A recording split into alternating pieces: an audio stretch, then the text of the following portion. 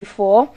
Also, how are these people able to get into your phones and into your private space and take out things that are very, very private? David joins the conversation. David, good morning. Good morning.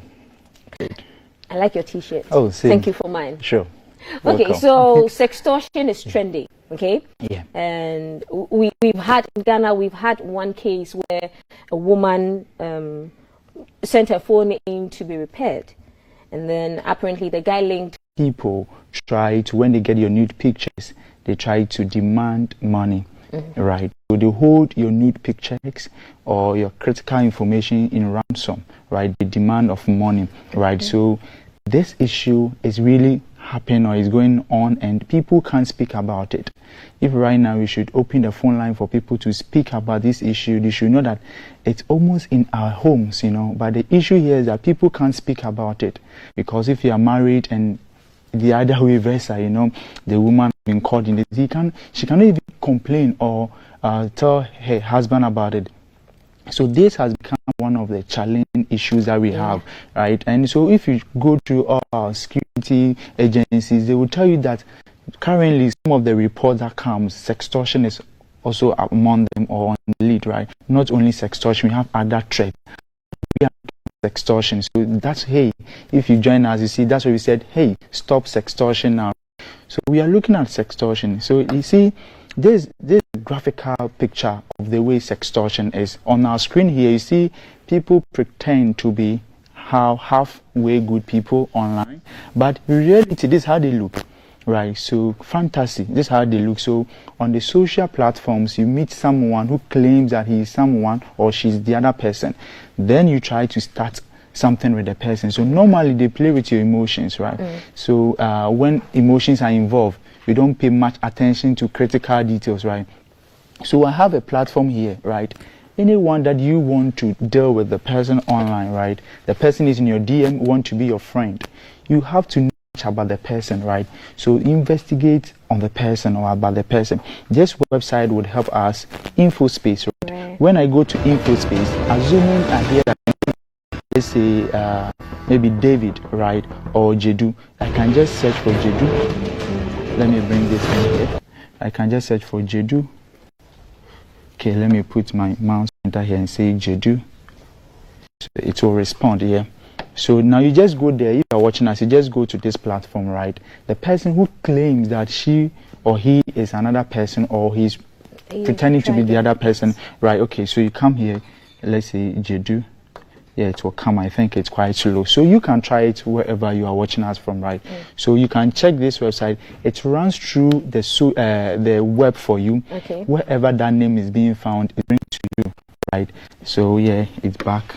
It's still slow, so we will do it, right? So you just do it. It runs some web pages for you to search, right? So when you search, then you now find the reality behind that name, right? The person behind that name, right? That would help us. Okay, how about those whose photos, nude photos or videos are leaked online without, they don't know, you just wake up one morning and then they say there's a sex tape, there's a leak. How do you get those people way to find out the person who leaked it? All right, thank you very much. So when it comes to sextortion and people holding your nude pictures and demanding of ransom, normally the motive here is that they need money. That's the ransom. They need money. So their motive is not just to release the nude pictures for what, but they want to threaten you, right? Then get money from you. Now, so some of the ways that they could get your nude pictures are: one, if you are watching us this morning, do well that normally your webcam, your laptop, right, at least you can just cover it with just a small sticker, right? So cover the webcam when it's not in use. It's just a caution to you, right? Because they have so many ways to get into us, right? Aside that, let's come to our social media platform. Go to your social platform and look at the info that you've given that platform. You know, the internet never forgets. So whatever you are doing today on the social platform, live forever. And hey, we have people who can intercept some conversations, so you wouldn't know where those informations are lying, right? So it's advisable for us that when you go on social platform, it's a social platform, right? Just give a brief story or history about you. You don't need to say much about yourself, right, on the social platform. And let's be very careful, right? I don't think that we need to share our nude pictures with our fiancés, our boyfriend, girlfriends online before we can have a good relationship, right? Because you don't know where those images will lie, you know. Just take it. I have your nude pictures on my phone. What about if the phone gets lost and someone get the phone, was able to open the password? You see, I'm not safe, right? So even it's not advisable for us to keep our own nude pictures on our own devices. I don't see the point for us keeping those things. And now they are using, and people who normally have, let me say, just one night stand and other people, be very careful wherever you find them, because sometimes they plan. And you know, one thing too that we could have gone through is, another point is where people also try, you know, they're in relationship. And anytime they want to do something, they have it recorded. It's very bad practice, because you wouldn't know what tomorrow holds for you guys. There might be a breakup, and that video might be on the other side, and the other side will use that to blackmail you. So we need to be very careful when it comes to sharing of intimate images. The law states clearly in the National Cybersecurity Act 2020, right, from 62 up to 68, about it talks about sharing of intimate images, right? So the laws are clear on that. It's because we are not victim or we've not come across, that's why we feel that there are no laws. But clearly there are laws backing that. So I don't see any need for us to keep our nude pictures on our devices, not your mobile phone, your computers, right? And also the social platforms. As we already said, the internet never forgets, Valerie. So whatever we are doing today stays there forever. We can open a Wayback Machine to show you how Google was in 2000, so that you know that the internet is still alive. You know, we are just moving up, and you know, we are now just in the early age of the internet. That's to me. You see, so Valerie, it's very critical issues, and I think that people should really pay much attention to this sextortion. Okay. Now, how about online? It's a trend that's catching up, especially on the Yellow app, Snapchat, where there are accounts. People have accounts that they practically sell their pictures and their photos. Those within the confines of the law, and is it going to catch up with them? And then those ones, people just get to download their videos, and then later on they complain that these people. So what's the whole 411 in that industry? So people are trying to find jobs for themselves, right? So that is business for other people. But whatever we can say now is that any business that we engage ourselves in, can we sit back 10 years to show our children that this is what I was doing? Right. David, you work with the police unit, and you hear, is that pornography or not? In plain and simple language, is that pornography? Pornography, yes. We have sites that they host this pornographic content, right? But we normally, these online platforms, they block them. So they have ways that they access them. But yes, they are pornographic content there. But when it comes to where we live with our children, like Instagram, like Facebook, like Twitter, like Snapchat, YouTube, you know, those platforms, we are not allowed to share such images. So you could see that if you're an account that you normally share those images, you might be restricted in so many ways. You might be restricted in so many ways. So that is very important for us to pay attention. You know, when it comes to Snapchat, the algorithm is quite different. You know, that's why I didn't add them to when I was mentioning those social platforms, right? So if you look at the Snapchat, the behavior over there, it's kind of explicit. So I wouldn't advise you to ask your child or to allow your children to be on Snapchat. I wouldn't advise you, right? Because in this day and age, David, it's pretty difficult to stop a child who is using their phone, who has been asked by their teachers to use their phone, Google, to do research to stay off Snapchat. Yes. So how do parents navigate around that area when it comes to protecting their children? Fantastic. So I gave you the phone, right? There are so many things I can block. I can block Snapchat on your device. If you are a parent, you can't do that. Whatever you can do is just have time to access your child's device, right? If it's a computer, you have put it at a place whereby you can see them. Like, you don't go and hide it at one corner, right? A place whereby if you are passing by, your husband is passing by, anyone is passing by, they can see what they are doing on the screen. And randomly pick their phone and check. right? I'm not saying that you can go on Snapchat, but I'm saying that advisably, I wouldn't advise parents, because look at the behavior of Snapchat of late, right? Look at the content over there. It's become like a norm that you see such videos there. And if there's those explicit videos that will leak, it comes from there. Why? Because that place, the anonymity is very high. When someone creates a fake account there, it's hard to track or trace the person. Right. Yeah. Okay, David. But we are in a day and age where people and establishments like yourself are trying to make cyber space safe. Is there a way that outfits like yourself can monitor these accounts on behalf of the parents and parents who do not even know that these accounts exist? All right. So thank you very much. We are looking at a quite high population and number of people accessing such platforms, right? So the best, yes, the government have sectors. So we have the National Cybersecurity Authority. They do monitoring too. They also check and make sure that the internet is quite safe for us. The police too has the cybercrime department. I believe that the other agencies, security agencies too, that have same security platform that they really check all those things. But the best practice is you, the parent, right? Because when they are doing it, when the government is involved or an agency is involved, it's about global. They are making sure that, we bring up periodic educations, but you, the parent, or you, the user of that platform, have to know that they are not all we have a lot of social platforms, but it's not all that fixed for your pedigree that you have to go, right? I know people who are just on Twitter because they think that that's where their kind of audience are, people also in Facebook, you see. And the point here is that when you look at it, we are not condemning any platform, right? That some platforms are kind of explicit. They share explicit content there. An example, it's that Snapchat, right? So we need to be very careful when you go there. When your child is there, you should know that definitely he or she might see something, will be exposed to certain things, right?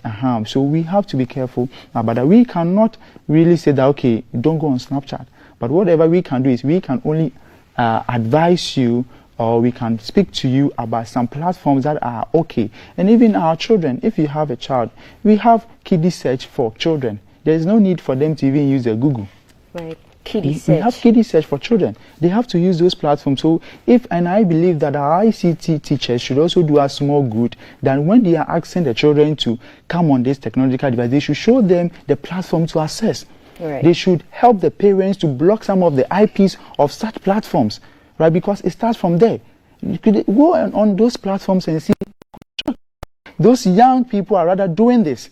The PTA meeting shouldn't be all about taking monies. It should be about ICT teachers teaching parents how to keep their children safe off the internet. Now, David, that's from you, Vala. You know me. yeah, that's from me.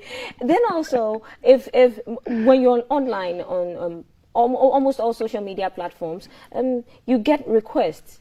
Not just requests, sometimes graphic content, pictures in your DMs of most of the time when I get this is like from people from other European countries, okay? They send it and it's explicit. So when you get a photo like that, sometimes you don't even have to click on it. It's just blurred so you know. Is that somebody trying to sextort you? Yeah, see, there are so many attacks that we could lay.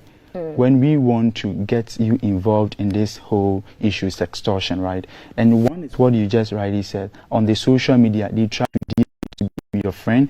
Sometimes it comes with romancing, it comes with boyfriend, girlfriend, comes in business, right? Then later on, they show interest, right? And the advice that I'll give people here is that if your account is not for business, try to use a private account, one. Aside that, make sure that all the social platforms that you belong to know the people whom you call they are your friends, right? So I say, I know you physical, so why? You can be my friend. I know people whom they are your friends, you don't know them, right? But you know that the activities, the account, you can track them, you can go to the other platforms, they are very authentic, or like they always post, they are consistent and all those stuff. But the others, a new account start DMing you, claiming that he or she is coming from whatever, right? Then you think that, then God has sent me someone to come and redeem me from my issues or my trouble. No, it doesn't work that way. If you don't know the person, right, if it's a new account, I will always advise you to do some basic research on that account. Go to that account and look at how old that account is, right, and look at the activity. Sometimes they hack those accounts and they start using them. So at the end of the day, they just scrabble the account because it's not theirs. It's a hacked account. They are using it to scam people. So, and whenever we receive such things, it's advisable for us not to even open it. Do not open at Don't all. click on it, right? Don't click on it because most of those links comes with malicious codes that you might not know what the intent of the sender, right? It might be that the sender want to really start tracking you, start hacking a social platform. So we have to be very careful. It's always advisable that the links sent to, even when the link is sent from someone you know, inspect the link that has been sent to you. We've sent you a link, it's coming from GBC Breakfast Show. You see the URL GBC Breakfast Show there. Before you click on it, because someone can just clone, I can clone a whole interface of GBC and send to you claiming that's coming from GBC. Okay, explain so, that. Explain yeah, that. so when you talk about cloning, right, we have tools. Cloning. Yeah, so tools like Social Fish, we have the black eye. Okay. You know, we have dark eye. We have other social. We call them phishing attacks. Right? Now, those tools they can copy. Look at how GBC website is or how Facebook is. They just copy that, right, and send you that, thinking that it's from its original source. So when you input in your details, harvest those details on their servers, and they now log in onto your platform. They take you off the platform. That's a basic phishing attack that you do, right? So how would we protect ourselves from that is check and inspect the link, right? Okay. If they send you a link, right, it's from your favorite person, fine. Check the link and see, oh, there's the website, www. maybe something. Those websites that they do, either if they want to really, if the intent is very high, right, they can just buy a domain closer to GBC. So instead of gbc.com, they can do this gdc.com. Okay. If you don't pay much attention to the URL, you might not see the difference. Hence, you might fall on the attack. Right? So we need to inspect the link. Right? We know that normally we have the official way that we broadcast those things. Those ones are well noted. But normally, when you receive links from new people, try as much as possible to investigate into these people. And also what we've realized is that sometimes when, like Valerie, when they hack your account, it's likely they will get me because of the trust I have for you. I will just receive a message from your account and I think that it's from Valerie. Valerie has no intent for me, but so I'll just click on it. Maybe that time they've hacked your account, right? And they are sharing. So the moment you see that the account has been hacked, to do your followers good, post it. Tell people that your account has been hacked. They shouldn't entertain any message from your account. Then you come back to find ways that you can recover the page. It's very important because today that's one of the basics where they get people. When they hack someone that they know, like me, if they take my account from me, they use my account to broadcast those messages to people, right? And people who have had trust in me then click on those links, become victims. That's what happened to my account. And so if you follow me on Facebook, you realize for the past week or so, you cannot find my account on Facebook. So that's what happened to me. My account was blackfished, I hear. And so Facebook has disabled my account. Apparently, people are using my account for other things. Okay, so coming to my next question. Which people fall prey to sextortion? Good question. You see, people think that sextortion is for females. Sextortion is for all, men and women, children, adults. So far as you stay on the internet today, you use that electronic gadget. You use that thing called mobile phone. You have chance of, but normally it's the women. Why? Because see, men, we don't take things so serious. But women, when something, the little thing, they start panicking. Right, the little thing they start panicking. So it's women that normally fall prey. But the whole thing is that anyone who has access to the internet has a technological device, you are very on a high way that these things can happen to you. So don't think that I'm a man, so sextortion can never affect me. Affect all people. That's why we are saying that let's stop sextortion now. Right. So join us a movement. It's a movement that we're forming. Right. Sextortion. Yes, let's stop it. All right, it's really affecting many people. Okay, David. I'm not sure about when exactly that rumor came up, but is it true about what we hear about hotel rooms that some people put cameras in there unknowingly and record people and take monies from them. In such a scenario, if you go into a hotel room or another establishment, how do you protect yourself if there are hidden cameras in there? All right, so one of the basic security things that you could do is when you get to a room like that, off the light, off everything that's around technology. You can off the TV, off the fridge, off the light, and just be on the bed and signal around to see if maybe you can see maybe some light coming from somewhere. Normally, those are the things that they use to track you. So that is the very easy thing that you as a user or as a client to that hotel you can do. So off the light, off everything, then do what to check to see that if there's no light signal, nothing coming in from anywhere, then you know that the place is really safe or not. Okay, so if you are indeed exploited or a sextortionist gets at you, should you ignore it? Just ignore it. Maybe if you ignore it, the person won't post your videos, it will go away. No, the very first thing you have to do is don't panic, right? Don't panic, right? And know that there are people behind you. So when things like that happen, don't forget to contact the police. They have cyber department, they can handle that issue. And also we have the Ghana National Cybersecurity Authority, of which you can reach them on 292. You call them, they can also take you through the process that they can help you. But any information that these people send to you, very critical for investigation, so don't delete them, right? Keep such information. Anything they send to you, just keep them. But don't be panicked. Just try to, normally what you can do is, don't delete your account. Don't delete your account. Okay. But just try to block access of them, right? And as you've reported the case, they can also show you the ways that you can go, right? So there are always people behind you. The number to report to is 292, the police? No, for the police one now, or you can just go to Google right now and search for Ghana National Cybersecurity Authority. They have a WhatsApp line to there. You can report to them. When they are the authority, they get it and they can also send it to the other authorities for them to work on that for you. But you can also report to the nearby police station where it will be channeled to the cyber department. And normally, we have a lot of success stories, right? If the case being you report on time, they can help you out. But if you wait for the things to come and trend, and then I don't think there's any good solution for that. Okay. Dave, before we go, run us through 3 quick tips on how to stay safe from sextortionists online. All right. So one, the very key here is that don't click on links that you don't know, right? And don't try to engage people you don't know much about them online. And always have this at the back of your mind that you have someone trying to really take something from you or want to blackmail you, right? So you always have to know how you can stay safe online, right? And hey, join us today to say stop sextortion now, right? So join this campaign.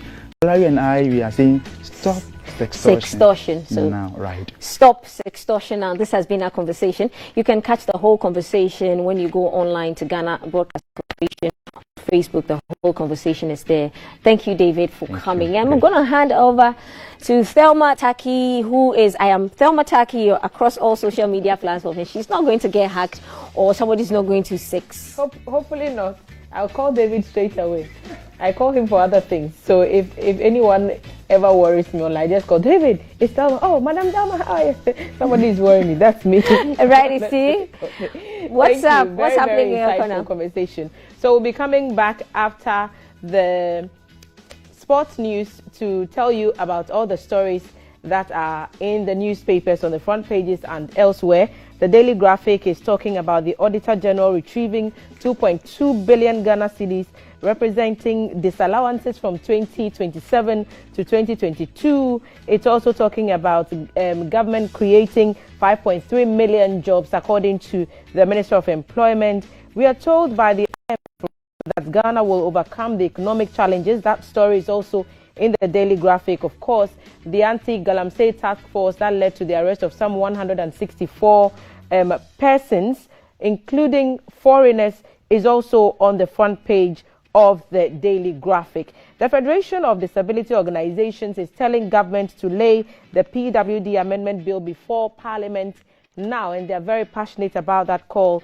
Ghanaian Times dedicating some of its headlines to rabies killing 4 people in Kumasi. So if you have any pets at home, a dog perhaps who has not been vaccinated, who has not been given that rabies jab, you need to get the rabies jab. Remember that there is a vaccine for rabies as well, and you can get it. Farmer in trouble for defiling 6-year-old girl on page 3 of the Ghanaian Times. I'm sure my ladies are not going to be happy with that at all. A headmistress is challenging the Auditor General's report over 38,000 Ghana cedis.